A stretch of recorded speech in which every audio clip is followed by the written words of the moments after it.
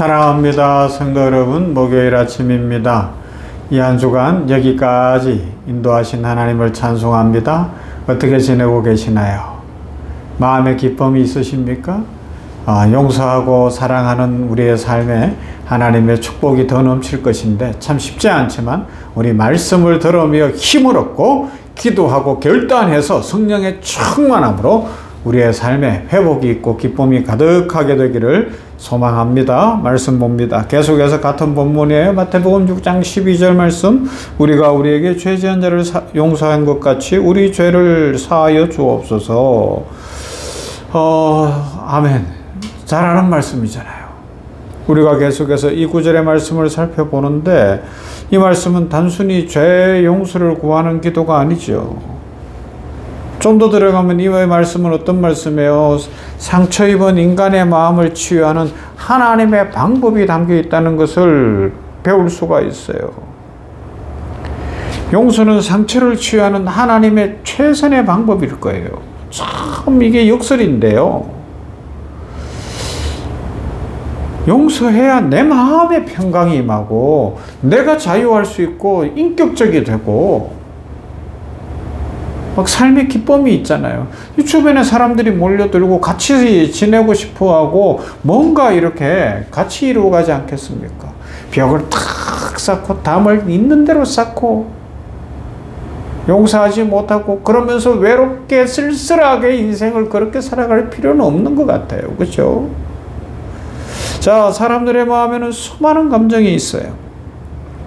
참으로 사람들의 마음은 복잡합니다. 심리학자들은 인간의 마음 속에 50가지 이상의 부정적 감정이 존재한다고 이야기해요. 대표적으로 보면 두려움이 있어요. 의심이 있어요. 죄책감이 있어요. 불안이 있어요. 수치심이 있어요. 이런 것들이 있습니다. 그런데 그 모든 것들의 부정적 감정의 중심에 한 가지 감정이 자리 잡고 있는데 뭐냐? 바로 분노라는 것입니다. 분노. 사람이 어릴 적부터 이 말도 못하던 어릴 적부터 상처를 받으면 외로움을 겪으면 무시를 당하면 어떤 사랑을 제대로 받지 못하면 마음에 분노가 쌓인다는 겁니다. 분노가 생기고 이게 쌓이는 거예요. 누군가에게 무시를 당했을 때, 배신을 당했을 때, 억울한 일을 당했을 때, 내 힘으로 해결되지 않을 때, 다른 사람들이 나를 놀렸을 때, 스스로 또 자기가 작다고 느낄 때에, 내 부모님은 왜 이런가 싶을 때에, 하여튼 이유들이 많아요. 그러면 이게 상처로 다가왔는데 이게 내 마음속에 이 깊은 곳에는 무엇으로 남는다고요? 분노로 남는다는 것입니다.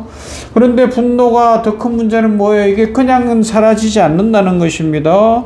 이 분노는 밖으로 나올 때 두 가지 형태로 대표적으로 나온다고 하는데 첫째는 안으로 들어가는 거예요. 내 속에서 그냥 계속 들끓고만 있는 거예요. 그러면 뭐가 돼요? 병이 되는 거예요. 병. 분노를 밖으로 표현하지 못하면 그 분노는 우리 마음속에 쌓입니다. 그리고 그 분노는 결국 우울증이 되기도 하고 불안이 되기도 하고 심하면 신체적 질병이 되어서 그냥 내 몸을 망가뜨리고 죽음에 이르는 끔찍한 질병으로 나타날 수도 있다라는 것입니다. 그리고 또 두 번째는 밖으로 나오면 이게 관계가 깨지는 거예요. 분노가 폭발해서 밖으로 터쳐나오면 어떻게 돼요? 말이 막 거칠어지고 욕설을 하게 되고 행동이 거칠어지고 악해집니다. 그러면 사람들을 공격하게 되죠. 결국은 관계가 깨지는 거예요. 가장 가까운 부부 관계가 깨지고 부모 자녀 관계가 깨지고 일가 친척 관계, 친구 관계, 직장인 동료 관계, 하여튼 지금도 보세요. 분노가 폭발하고 이러니까 전 세상이 이게 폭탄이 터져 갖고는요 살 길이 없어요. 살 길이 없어요. 이건 망하는 길이라고요. 가정이 깨지고 우정이 깨지고 교회 공동체조차도 상처를 입습니다. 그래서 하나님은 우리에게 용서를 명령하셨어요. 용서는 단순히 도덕적인 명령이 아닙니다. 하나님이 우리를 치유하시기 위해 주신 놀라운 은혜의 방편입니다. 용서는 그러하기에 나를 위한 하나님의 처방이죠. 많은 사람들이 이렇게 생각을 해요. 내가 왜 저 사람을 용서해야 되지?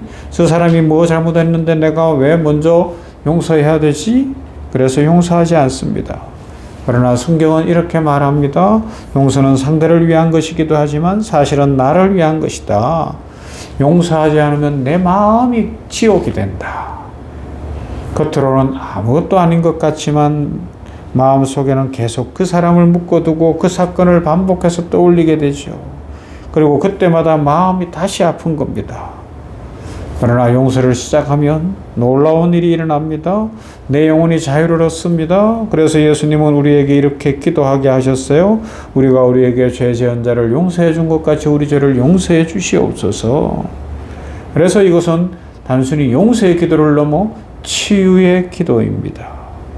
용서는 우리 마음속에 있는 상처를 풀어놓는 열쇠라고 이야기할 수 있어요. 용서하지 않으면 내 마음속에 상처는 사라지지 않습니다. 오히려 시간이 지날수록 더 깊어져요. 많은 사람들이 이렇게 말합니다. 시간이 지나면 괜찮아질 거야. 그러나 그렇지 않아요. 시간이 상처를 치유하는 것이 아니라 용서가 상처를 치유합니다. 시간은 단지 용서를 덮어놔요. 덮어놓는데 속에서 골마요. 더 커질 수 있고 폭발력이 더 강해질 수도 있어요.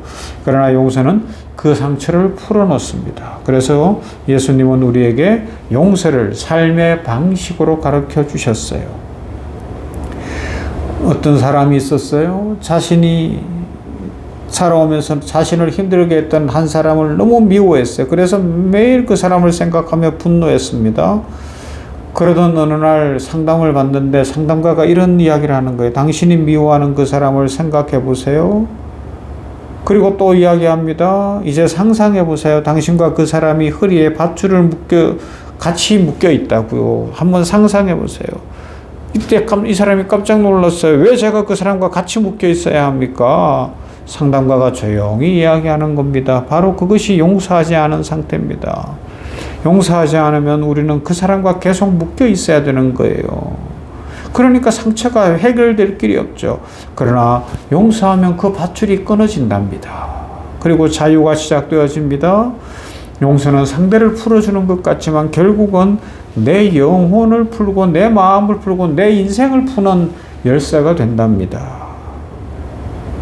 놀라운 이야기죠. 하나님은 용서를 통해 우리를 치유하십니다. 하나님은 우리를 만드신 분이셔요. 그래서 우리의 마음이 어떻게 치유되는지도 가장 잘 아시는 줄로 믿습니다.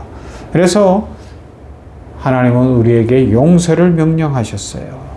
용서는 감정이 아닙니다. 용서는 결단입니다. 하나님 앞에서 하나님 용서하기로 결정합니다. 이 결단이 시작되어질 때 하나님의 은혜가 역사하기 시작을 할 것입니다.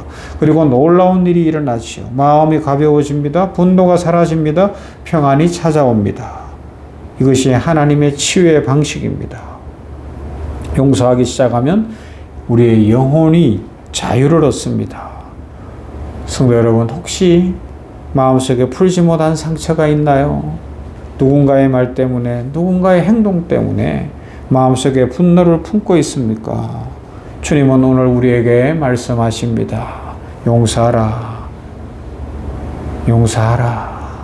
그것은 상대방을 위한 주님의 명령이 아니라 우리를 치유하며 우리를 살리기 위한 주님의 은혜의 명령인 줄로 믿습니다. 용서를 하기 시작하면 마음의 감옥의 문이 열립니다. 그리고 하나님이 주시는 평안과 자유가 시작되어집니다. 그래서 주님이 이 기도를 예수 공동체에 가르쳐 주셨어요. 상처 입은 영혼을 치유하는 기도입니다. 상처 없는 인생은 없습니다. 분노 없는 마음도 없습니다. 그러나 주님이 우리에게 치유의 길을 주셨어요. 그 길이 바로 용서입니다. 용서하기 시작하면 우리 인생이 풀려요. 용서하기 시작하면 건강이 임하고 축복이 임하고 관계가 좋아지고 우리의 삶에 풍성함이 넘칠 겁니다. 이 은혜로 말미암아 풍성하고 충만한 인생 살아가는 모두가 되기를 주님의 이름으로 축원합니다. 좋으신 아버지 하나님 감사합니다. 목요일에 용서에 대해서 계속해서 생각해 봅니다. 용서가 단순히 용서를 넘어 우리의 내면을 치유하고 우리 인생을 치유하고 복되게 하는 하나님의 치유의 방법인 것을 기억하게 하여 주시옵시고 믿게 하여 주시옵시고 용서하게 하여 주시옵소서. 결국 내가 누구가 됐든지 용서하지 못하면 그 사람과 내가 함께 묶여 있어 감옥 속에 갇히게 되는데 아버지 용서하여 풀어놓음으로 말미암아 내 마음이 열리게 하여 주시옵시고 인생이 풀리게 하여 주시옵시고 하나님의 축복으로 풍성한 인생을 살게 하옵소서.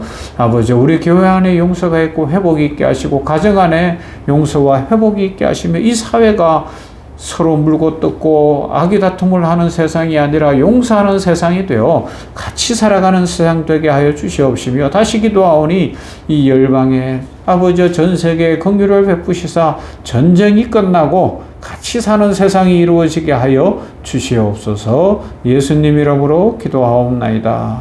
아멘. 찬송합니다. 288장 예수를 나의 구주 삼았습니다.